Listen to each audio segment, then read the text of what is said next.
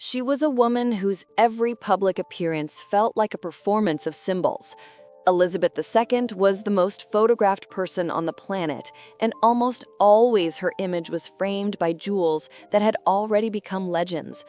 But behind the sparkle of pieces known to every Briton were others, rare, mysterious, jewels that appeared on her perhaps once in a decade, or only a single time. And it is those jewels that open the hidden chambers of her reign. Among them, one of the most intriguing is a coral and onyx brooch in the shape of an Indian paisley. Its origins remain uncertain. Most jewelry historians believe it was created in the 1970s when London was pulsing with Eastern influences and bold new styles were finding their way into royal collections. The paisley motif itself had long been a symbol of eternity and vitality, arriving in Europe from India and later becoming an emblem of avant-garde chic. This brooch combined soft pink coral with deep black onyx, all framed in a delicate line of diamonds. The contrast of warmth and darkness, light and shadow, seemed encoded into this tiny jewel as a metaphor for its era. But here is the mystery. Why would a queen, who had access to the grandest diamonds and emeralds of the crown, choose something so unusual, almost fashionable? Rumor has it she received the brooch during a visit to Birmingham, then home to some of Britain's most daring jewelers. Yet she hardly ever wore it. Only once in 2019, at a garden party at the Palace of Holyrood House in Edinburgh, did it suddenly appear on her pink coat. The audience gasped. The black stones echoed her bag and shoes perfectly, creating a look that was at once elegant and playful. It felt as if the brooch had been made for that single moment. And then, it vanished back into the vaults. Why did the queen keep it hidden? Because sometimes rarity is more powerful than repetition. For Elizabeth II, each jewel was never just decoration.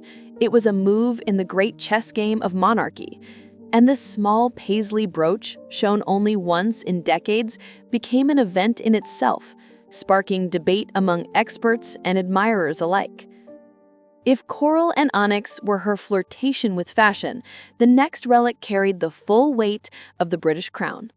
Queen Adelaide's diamond brooch was not merely jewelry, it was a bridge of stone between 3 centuries of monarchy. Its story began in 1831, when King William IV commissioned a jewel for his wife Adelaide's coronation. But instead of ordering new stones, he had diamonds taken from the badge of the Order of the Bath, once worn by King George III. In other words, the heart of this brooch was carved out of a knightly insignia, a token of honor and power. The badge was reborn as a brooch, and at the same time, as a symbol of dynastic continuity. Adelaide wore it as the clasp of a pearl necklace, but after her death, it passed to Queen Victoria. It was Victoria who first introduced the tradition of designating such pieces as heirlooms of the crown, jewels that could never be sold or gifted because they belonged not to an individual, but to the monarchy itself. From that moment on, every diamond in the brooch carried political weight. Elizabeth II understood this perfectly. She wore it at state banquets, at Commonwealth ceremonies, and in the 21st century, it found new life in an entirely unexpected setting. In 2012, during the London Olympic Games, the world watched the Queen appear in a scene with James Bond. The camera caught her in a crisp pink dress. And there it was, the brooch of Queen Adelaide, gleaming as if to declare British sovereignty at the very moment the nation was on global display. And then, silence. For more than 10 years, the brooch has not been seen in public. Why? Some suggest that her advancing age led her to favor lighter pieces. Others insist its symbolic weight was simply too much. For this brooch recalled George III, the monarch who lost America, and Victoria, under whom Britain became an empire. To wear it was to summon the ghosts of dynasties past. That is the paradox. The less the Queen wore it, the stronger its aura became. At some point, It ceased to be an accessory and became a myth. If Adelaide's brooch bore the weight of the past, the next jewel was bound to the future. The moment when a young princess first stepped out of her parents' shadow and proved herself as heir to the throne. It happened in 1947 during the royal family's tour of South Africa.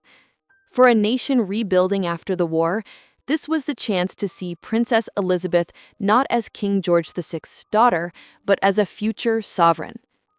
For the first time, she was entrusted with a solo duty to open the new graving dock at the port of East London.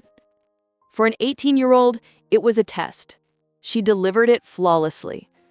And in that moment, as her voice carried over the crowd, her personal story as a leader began. In memory of the day, the South African Railways Administration presented her with 5 diamonds.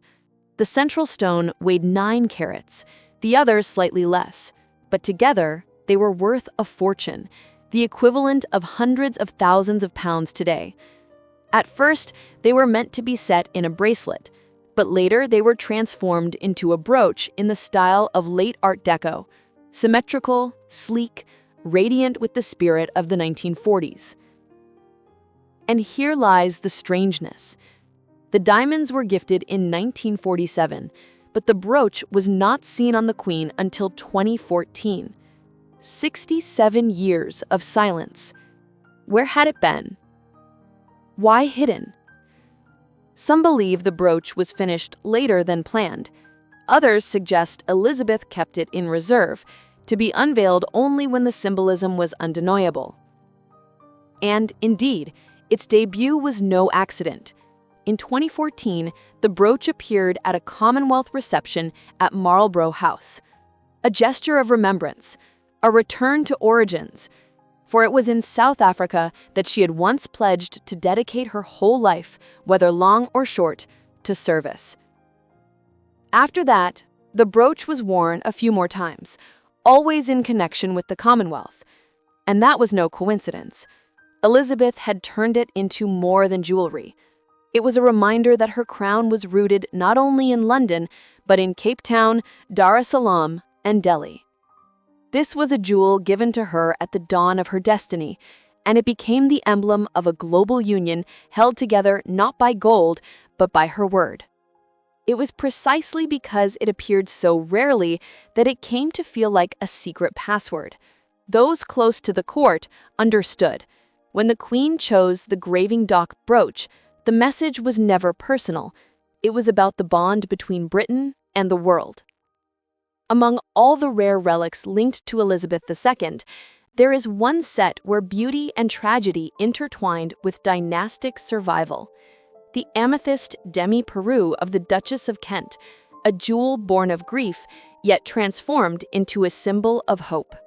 The story began in 1817, when Britain plunged into mourning.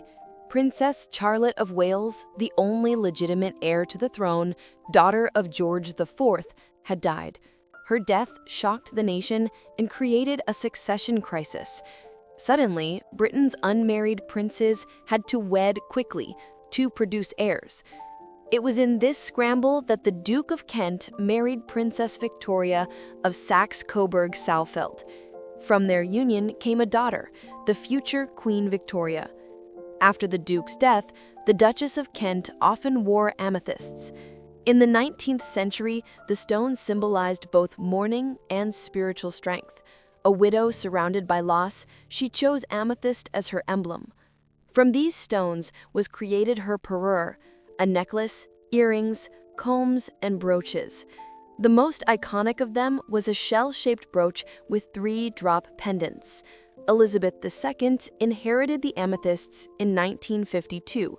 She rarely displayed the full set, but individual pieces became her quiet code of memory. She often wore the brooch on state visits, especially in later years, as if to underscore continuity with her ancestors, but the complete parure was almost never seen. One of the only occasions came during her state visit to Portugal in 1985. That evening, she wore the necklace, the brooch with its pendants, and the earrings. completing the look with the Girls of Great Britain and Ireland tiara. For a brief moment, the amethysts shone in their full glory, just as they had been intended in the 19th century. After that night, the jewels returned to silence. For Elizabeth II, these amethysts were more than rare jewels. They were a reminder that the monarchy itself was reborn from tragedy, and that beauty born of sorrow can still become a symbol of endurance. If the Duchess's amethysts were stones of mourning, then the next treasure in the Queen's collection was the very opposite, an explosion of dazzling hope. It was the largest opal ever to grace a British sovereign, the legendary Andamuka necklace. In 1954, Elizabeth II and Prince Philip embarked on a 6-month Commonwealth tour. Australia prepared for the visit as if for a historic moment. For the young monarch, crowned just 2 years earlier, it was her first great journey across the empire. The Australians wanted to present her with something extraordinary, a gift that would embody their land and its riches. They chose the opal, the national stone of the continent. The centerpiece weighed an astonishing 203 carats, mined in 1949 from the opal fields of Andamuka in South Australia. Its play of color was mesmerizing, flashes of green shifting into blue, fiery sparks glowing with every movement. It was a stone worthy of a crown, rare, unique, almost mystical.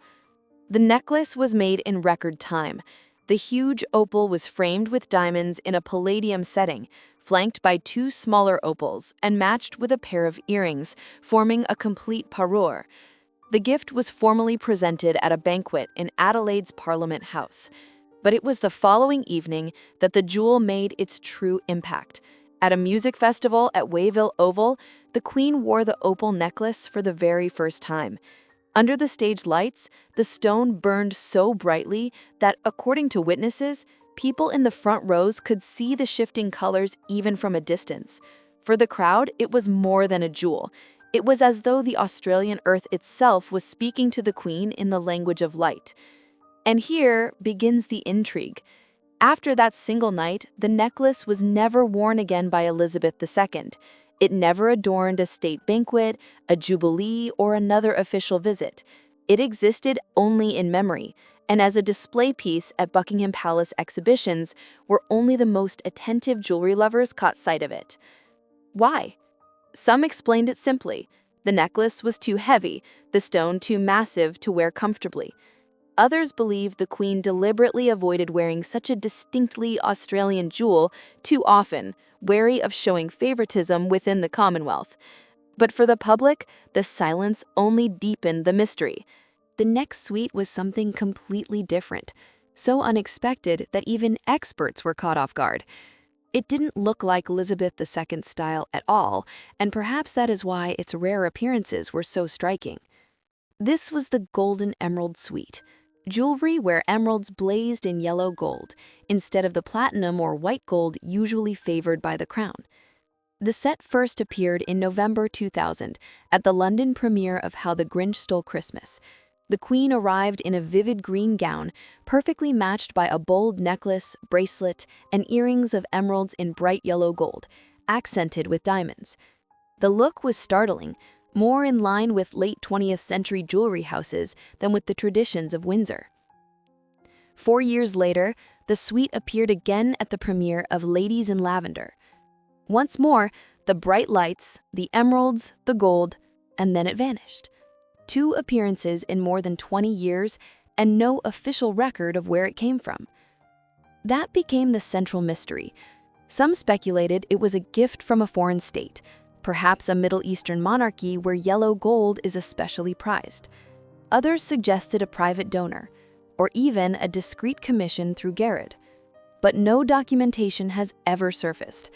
The Golden Emerald Suite remains one of the strangest jewels of Elizabeth's reign, too modern for the crown, too rare for the public, and too mysterious not to stop wondering about it.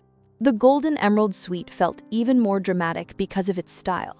Elizabeth II was known for favoring white gold and platinum, metals she considered neutral and ceremonial, and so the Golden Emerald Suite turned into a phantom of green fire. Too modern for the crown, too rare for the public, and too mysterious to stop people arguing about it. Among Elizabeth II's rare relics, one piece stands out at first sight for its sheer scale: the Cartier lily brooch, created in 1939, a jewel where 249 diamonds bloom into a single floral design. Its story began with the Queen Mother. By then, she had accumulated loose stones from dismantled pieces, and Cartier proposed turning them into something new, something in the spirit of the late 1930s. The result was a lily, a symbol of purity, royal dignity, and lasting remembrance. Large round diamonds formed the heart. Petals and buds of pear-shaped stones fanned out around them. The craftsmanship was so intricate that some elements could be detached and worn separately. The Queen Mother wore the brooch in the 1940s and 1950s, but over time she turned to lighter pieces. After her passing in 2002, Elizabeth II inherited it, yet, surprisingly, she almost never wore it. There was one headline moment. In 2010, during a state banquet at Buckingham Palace for the President of South Africa, the Queen pinned the Cartier lily to a white gown, and commentators paused.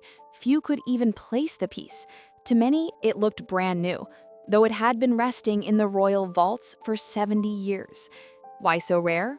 Most likely because of the brooch itself. It's enormous. Its weight and size make it difficult to wear for long events, and the sheer blaze of so many stones can pull focus from the dress, and even from the wearer, something Elizabeth always avoided. That scarcity turned the Cartier lily brooch into legend, a diamond ghost, discussed more from archive photos than seen in real life. Each appearance became an event, something the press covered and jewelry historians dissected. Among the rarest of the Queen's jewels, one suite amazed the public not just for its beauty, but for the way it entered the collection: the Brazilian aquamarines, tiara, necklace, bracelets, and earrings. The story began in 1953, when the young queen made a state visit to Brazil. The people chose a gift worthy of a monarch: aquamarines, stones the color of the ocean, calm, strength, and endurance. The first pieces, a bold necklace and earrings, were presented in 1953. Each stone weighed dozens of carats, set in platinum with diamonds. Their color recalled the blue-green waters off Rio de Janeiro. The symbolism was clear. Brazil linked its natural beauty with the image of Britain's new sovereign. In the years that followed, the gift grew. Bracelets were added, and at last, a tiara.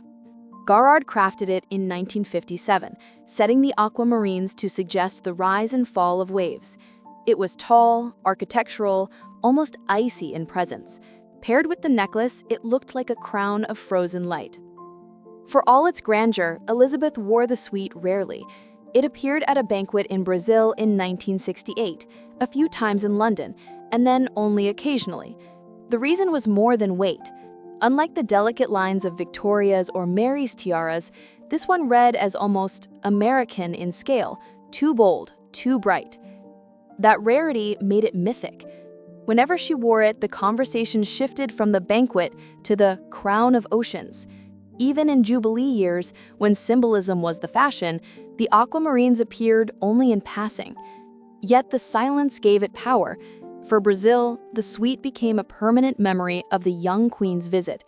For Elizabeth, it was a jewel to be drawn from the vault only when the symbolism demanded it. And so the aquamarine tiara lives on not simply as jewelry, but as a diplomatic legend, shining only at chosen moments of a long reign. If Brazil's aquamarines spoke of new diplomacy, the next jewel was simply too heavy. The famous Dagmar necklace, a 19th-century Danish relic, bridges Britain and Scandinavia, and yet it never left the vaults during Elizabeth II's reign. The necklace was created in the 1860s, when Princess Alexandra of Denmark married the future King Edward VII. In her dowry came a massive gold chain from Copenhagen, set with diamonds, pearls, and Byzantine-style medallions. The central element held tiny relics, scraps of fabric and stones associated with Queen Dagmar, a sacred figure in Danish memory. Hence the name, the Dagmar necklace. Alexandra wore it at formal ceremonies, but even she, renowned for grace, could not make it look light. It could only be used on exceptional occasions, and every outing demanded patience, the piece quite literally pressed on the neck. After Alexandra, it passed to Queen Mary, then to the Queen Mother, and in 2002 to Elizabeth II. And there lay the dilemma. The Queen understood its historic value, but wearing it would have presented something too archaic for a modern sovereign, more like a medieval regalia than a jewel for a woman who had to look assured on television. So Elizabeth never wore the Dagmar necklace. It was shown only at Buckingham Palace exhibitions, where visitors could see how massive and odd it looked beside the refined jewels of the 20th century. That silence made it more intriguing. Historians argued, was it the weight or the fact that it tied the British throne too openly to Danish history? There is no final answer, but the Dagmar necklace remains a symbol of how even the greatest relics can be too cumbersome for a new era. Among Elizabeth II's rare jewels, one brooch stands apart, almost never seen in public. Its story begins not in London, but in St. Petersburg, in the glittering halls of the Winter Palace. This is the sapphire brooch of Maria Feodorovna, the Danish princess who became the wife of Emperor Alexander III and mother of Russia's last Tsar, Nicholas II. The brooch was created in the late 19th century in a St. Petersburg workshop. At its center was a large sapphire of deep, intense blue, framed in diamonds. Its shape resembled a teardrop. Yet the brilliance of the stone gave it not sorrow, but a sense of power and dignity. After the Revolution and the fall of the Romanovs, many of the family's jewels were scattered across the world. But Maria Feodorovna's brooch survived thanks to her family ties. She was the aunt of Queen Alexandra, wife of Edward VII. Through complicated dynastic connections, the jewel passed into the hands of the British royal family, and by the 20th century, it had entered Elizabeth II's collection. And here, the mystery begins. During Elizabeth's entire reign, the brooch was almost never seen. A gem of such magnitude seemed destined for state banquets, yet the Queen appeared to keep it deliberately hidden. Historians suggest the symbolism was too heavy. The brooch was bound to the tragic fate of the Romanovs, a dynasty destroyed by revolution. For a monarch whose reign was built on continuity and stability, to wear it publicly might have felt too painful, too close a reminder of monarchy's fragility. In 2012, Britain celebrated one of the greatest milestones in its history, 60 years since Elizabeth's accession to the throne. Gifts and tributes poured in from around the world, and among them was a present full of symbolism. King Hamad bin Isa al Khalifa of Bahrain gave Elizabeth a brooch that immediately stood out as one of the most unusual and meaningful jewels of her later years. Cleve & Company designed it in the form of the coronation bouquet Elizabeth carried on June 2, 1953. That bouquet, arranged by court florist Martin Longman, contained flowers from across the United Kingdom, orchids from England, lily of the valley, Scottish stephanotis, carnations from Ireland, and Welsh lilies. It was the symbol of a nation united behind a young queen. The Bahraini brooch recreated this in miniature. 60 diamonds, one for each year of her reign, set in white gold. It was presented in an extraordinary rock crystal case, itself adorned with diamonds. This was more than respect. It was a jewel of memory and continuity, linking her jubilee directly to the day of her coronation. And yet, here lay the intrigue. Despite its beauty and deep symbolism, Elizabeth II never wore the brooch in public. In the years after 2012, she appeared with dozens of other jewels, but the diamond bouquet stayed in the vault. Why? Explanations vary. Some believe it was simply too small for public events. Its fine detail would vanish under camera lights, and the Queen always chose pieces visible even from the back rows. Others think it was too personal. a coronation remembered not as fashion, but as private memory. Whatever the reason, the brooch became one of the most talked about invisible relics of Elizabeth's later reign, known from archive photos and court accounts, but never seen on her gown. And that invisibility only heightened its power, a gift for a diamond jubilee remembered not in public display, but in silence. All these stories of coral and onyx, sapphires and amethysts, opals and rubies, gold and emeralds and icy aquamarines form a secret album, always hidden behind the official portraits. Elizabeth II owned hundreds of jewels, yet it was those that appeared only once in decades that captured the most fascination, because rarity creates tension. What is the monarch hiding? Why choose one stone and not another? And what does her silence say louder than words? Yet in those rare appearances lay the secret of her power. Elizabeth II knew every jewel was not just an ornament, but a symbol. And today, when we study the photographs, we understand the Queen's rarest jewels were her encrypted messages. They spoke of memory and forgetting, of strength and fragility, of monarchy as not just power, but as the art of revealing and concealing. Elizabeth II held that balance perfectly, and that is why even jewels she wore only once have entered history, not as adornments, but as symbols of an era.